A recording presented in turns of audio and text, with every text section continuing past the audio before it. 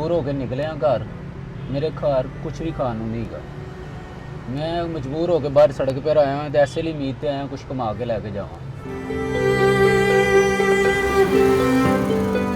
मैं रिक्शा चलाना सर, मेरा नाम शाहिद हयात है।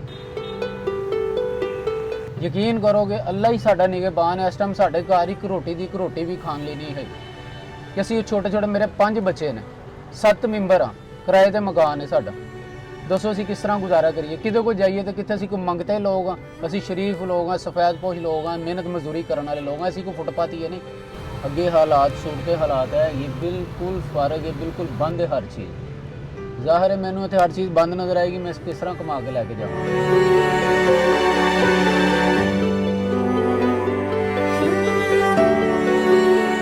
जिसले बीमारी नहीं सी आई, मैं रोज़ाना सर 1000, 1200, 800 रोज़ाना डेली मेरी आमदनी है सी, मगर हुण कुछ भी नहीं। हुण मेरे लिए 200 रुपया भी कमाना मुश्किल होया।